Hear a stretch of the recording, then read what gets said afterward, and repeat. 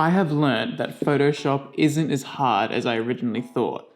There are a few really easy to use, simple tools that you will use in every Photoshop edit you do that will change how you use the program.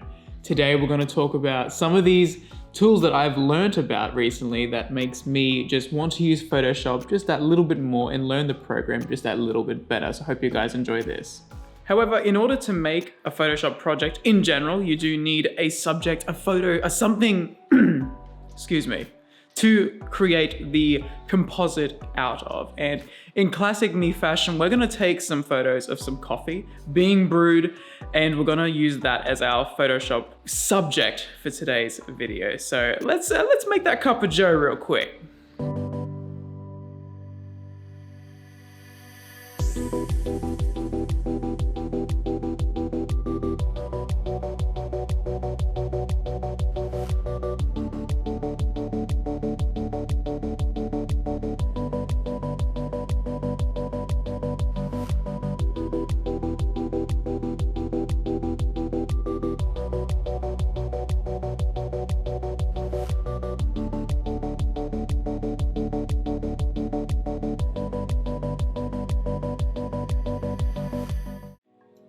Now that we've got our cup of coffee, it's all actually ready to go for me to do the edit, so I can drink this while I'm making this video, which is always a good time. So now we're gonna head over to the office and import these photos into Photoshop so we can begin the compositing process. All right, so we're in the office now. We have loaded up our image into Lightroom and I've done my base edit. I do know, for those who are watching this video, I am well aware that you can do all of your edits in Photoshop Camera Raw. I understand that that is an option. I like to personally do my base edit, my color grading on the main image in Lightroom because it's the program I've used the most, and it really just, it links up with Photoshop really easily anyway, so I don't see why you wouldn't use Lightroom first. Especially that I could use all my presets and stuff and get it the way I want it to look rather than having to fully eyeball it straight from Camera Raw.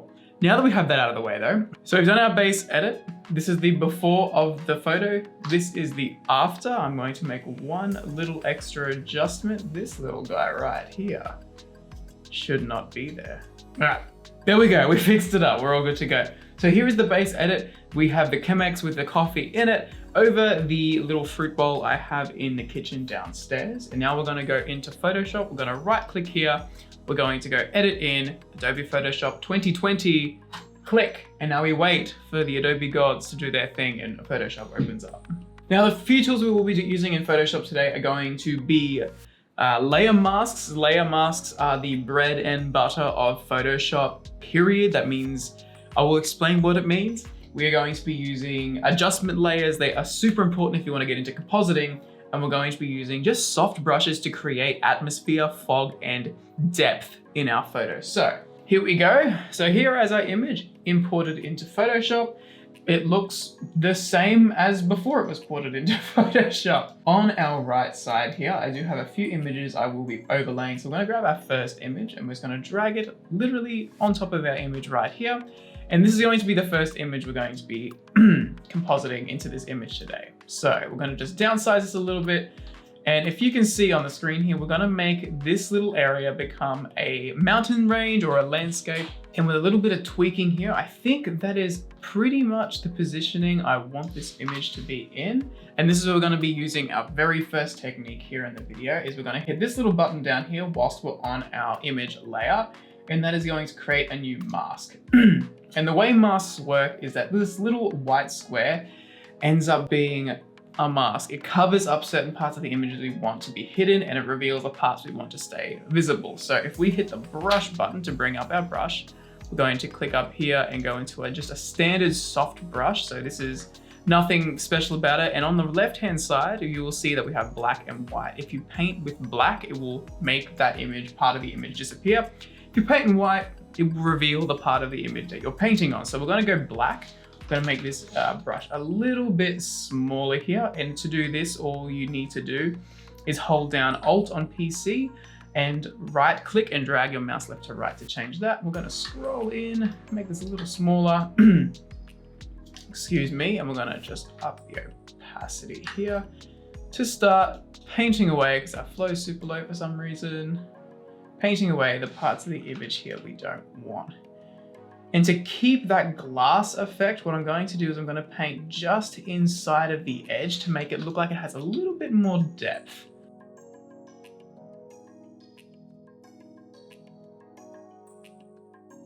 And then paint back a little bit by hitting X, I flip to the white and painting back a little bit of this landscape that we want to keep in, which is what will be where the bubbles are here. Paint this little bit away again, just back and forth a little just to make sure it looks just the way we want it. Paint that guy away because we've got a bit of reflection in there too. So you just got to use a bit of your intuition, your eye for it, and just try and get rid of all these little hard edges to make it look nice and round. And as we can see, it's already looking pretty good. And that is one layer only so far. So that is our landscape part. So the next one we're going to be pulling in, we're going to be using the same technique again, is we're going to pull in another mountain range. So we're going to pull this guy into our image. Here it is. And I think I want to keep this front mountain range here. So what we're going to do is we're going to hit our pen tool, zoom right in here. Actually, we're going to use Quick Select. Quick Select's a good little tool to use here. So the first tool we've talked about in the video so far is masking, and that is great and all, but sometimes you select a certain part of your photo to mask. So that's when selection tools come in. A lot of the time, the quick selection tool, as you can see, I just click once there and it pretty much selected the mountain range I wanted. The quick selection tool, which is this button right here, or W on the keyboard, will automatically select edges, and then we can just refine it by holding Alt. And I will refine this edge right down to make sure that we don't bleed into that snowy mountain range behind. Ooh, a bit more. And it doesn't need to be perfect because we won't be overlaying this entire image on here also. So we can just be a little more rough with it. Close enough is definitely good enough in this regard.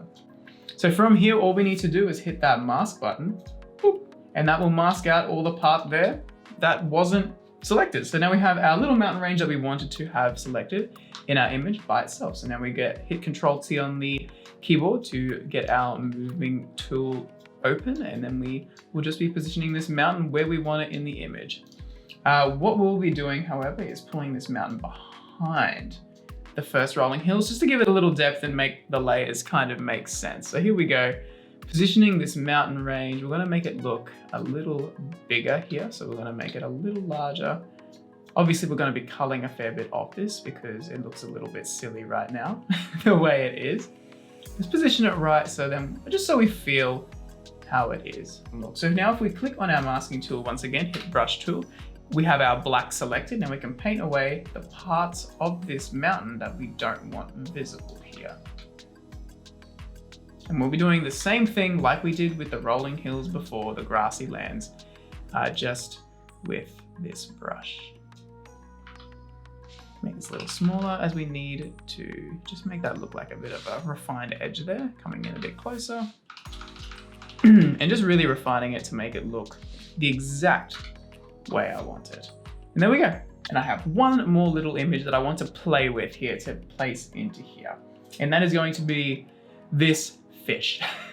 Okay, so we've imported our little fighter fish here, and we're going to use another tool that I like to use quite a lot, and it's in the subject or option or object select tool that we have been using a lot. And we're going to right click on this little image on the fourth from the top here, and we're going to click object selection tool. And now we can once again hit our mask button, and that will get rid of our background, which looks pretty good. I can't complain at all. We're going to size this fish a lot smaller so we can fit it into this image here.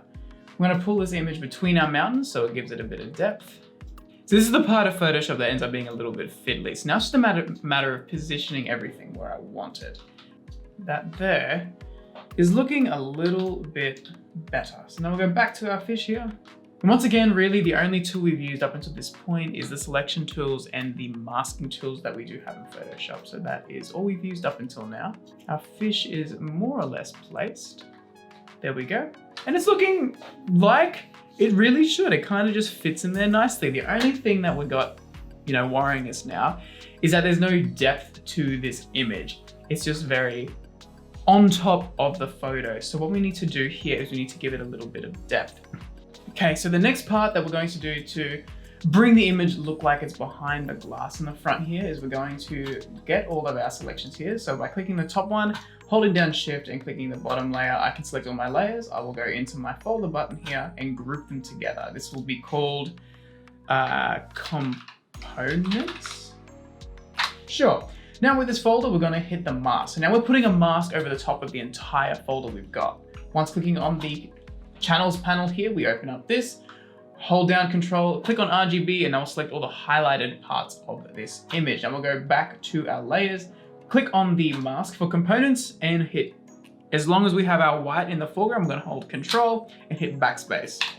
And what this will do is it will blur and make this image look like it's behind everything here. So now the image isn't quite perfect, as you can probably tell here. So now we'll go back in with our black and we'll start painting back in some of these images, parts and sections. So we're going to paint back in some of these just to make it so it doesn't look like it's translucent, because that's not what we want either. From in here, we can open up our folder to bring up all the components, and we're going to add a new layer. We're going to put this layer in underneath the fish. So this is between the foreground and the fish. And as we can see, this edge here is really, really hard and sharp. So what we're going to do is with a brush, this is a simple brush, we're going to come into here and select our, let's say like a super light gray, almost white. I have downloaded a heap of brush effects that do create a fog effect. You can just use a soft brush if you wish, but we're going to use this brush that I have downloaded here instead. Open this right up, the flow is super low, and we can just paint in some fog between the mountains. And this will create a heap of depth in the image. This will also make the horizon line a lot sharper, which is something we will have to fix. But for the moment, we just want to try and make the edges and just the mountain look like in the background, look like it's truly in the background. I kind of want to soften this edge a touch too. So if we go into, I believe, top layer is that one. We're going to come in here with our masking tool again. We're going to open up our brush, make it a soft brush once again. It's going to be a super soft brush now. So we want it to be quite small and quite feathered out. Our flow is going to be super low, and we're going to be making just disappear a little bit. So it's not such a hard edge. Great. On the horizon line there. So that should be maybe a little bit bigger. We'll do one big brush. Whoa. So now once again, you can do this with brushes. You can do it with other stock images. I'm going to put some clouds into the image. I just think clouds will really pull it together, being its own little ecosystem in here. So we're going to open up our little brush pack, drop that down. We're going to open up clouds. Here it is. And I think some nice fluffy clouds will really sell it for us. There we go. Let's open up this one, see what we can do with it. Make the brush a lot smaller. You don't want it to be huge. Amazing. And once again, we'll open up another masking layer with our brush tool. Soft brush once again. We're going to mask away all of the excess clouds we don't want here.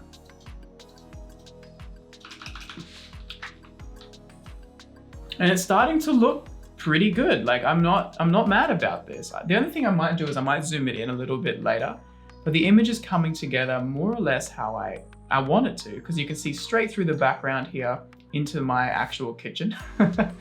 And that is the whole idea of it. So reiterating once again, it's going to be a pretty long video, as unexpectedly as this is, but we're going to be doing masking. We're talking about the next one, which is just adding a little bit of color balance to the image. So we're gonna put a layer over the top of everything, and we're going to click hue and saturation. And what this does is it allows us to select colors within this image and warp them. So I'm going to select this little hand tool here, and we're going to eyedrop on the green, and the green selection here, as you can see, it will select all of the greens in the image that is in that selection in the front layer. And what we're going to be doing is we're going to just rotate the color from the hue slider over to the orange just a little bit more. And that will make it blend in with the mountain in the background, making it make a little bit more sense as an overall image, because as you saw at the beginning, these images were not one of the same. Maybe I'll pull it a little bit more towards the green and brighten it a touch, just to give it just a little touch of color. There we go. And the next one we're gonna do is we're gonna click on these blues here, and the blues we're gonna pull towards maybe a little bit of aqua here. And then we're gonna pull the saturation down a touch. You wanna brighten it, lower it. This is just a matter of just touching and playing with some of the colors. Maybe lower it a little. And that's looking a lot more balanced in here. So that's the hue and saturation. We're gonna add one more adjustment layer. We're gonna click on our new layer. And the next one is going to be called color balance. And this allows us to add a color to the midtones, highlights, and shadows. And this essentially will pull the image together right at the end. So we're gonna grab our bottom slider and pull it towards the blue, and this will add a blue to the midtones. So just see what it looks like. Maybe like a touch, maybe like 1. So I wanna go into the shadows, however, and the shadows is where I really wanna pull a lot of this cyan. So the cyan in the shadows here, -2 is plenty. The midtones will pull a little bit of, make that 0 again, maybe a touch of 1. So this is fully just a matter of pulling colors around and seeing what you like. In the highlights, I kind of like it as it is, and I think this image is more or less coming together. If I zoom out, it looks a bit small, but in general, I'm pretty sure that this image is starting to come together. So once again, let's not do that. Inverting it, I want to pull a bit more color back into this image from our layer we made it so it looked behind the glass. So once again, going back in and pulling just a touch of these colors out just to make it pop a little bit. I'm not sure where that ended recording, so I'm gonna pray that that didn't cut out too much. All we did up until this point is now we're just trying to refine it a little bit. We are in our mask on the layer for the component section, so we're just masking out some of the color that we took out. So this gives it a little more life again, giving the color a bit more into the clouds that we have. And I think this is more or less looking how I wanted it to look. So by hitting Control S, we save it and we'll open it back up into Lightroom. And this is where we'll be able to do our last few edits to complete the edit in its entirety. So we're gonna open up Lightroom. As you can see, here is our edit once again. Our little fish, our mountain ranges are just chilling. And I think the one thing I want to do is I just want to zoom it in a little. So just cropping out a little bit more to just give it, let it read a little bit better when you're on mobile, for example. Because if you're not on a screen where you can zoom in, or you won't be inclined to zoom in super hard, you might lose the image a little bit. By zooming in, we see there's the fish, there's the mountain ranges, there is essentially everything. And once again, reiterating what we did here is we essentially talked about some of the basic tools in Photoshop that you need to use on a day-to-day basis in Photoshop. And those are masking and adjustment layers. Play with what you can do. We mask, you paint in, you take away, and you'll be able to create works probably better than this, because I'm still getting my head around a lot of Photoshop, but I've been really enjoying it. Again, thank you guys for watching the video. If you did enjoy it, please leave a like and comment or subscribe to the channel. I would really appreciate it. All my social media links are down in the description down below. And if you enjoyed this sort of content, I would love to bring out more Photoshop tutorials talking about how I create some of the work I do. Thank you guys once again for watching, and I'll see you in the next one. Bye-bye.